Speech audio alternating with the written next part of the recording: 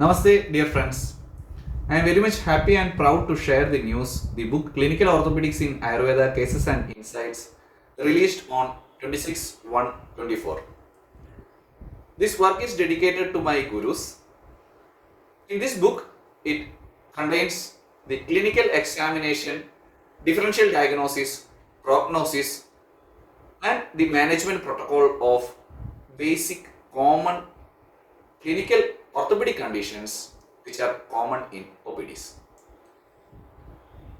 How we can approach each case with clinical examination and relevant investigations, and what all things are the specific reduction methods needed in anterior dislocation of shoulder, posterior dislocation of elbow, how we can reduce it, what is the manipulation to be done there, and each of these videos, that QR code videos are included along with the description. So it is very easy and understand how the reduction techniques are being done. The video of bandages are included with QR code in the text itself.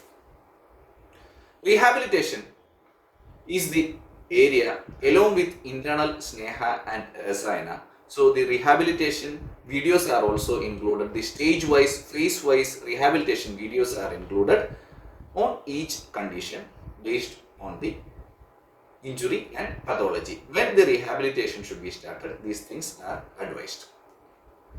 Thank you.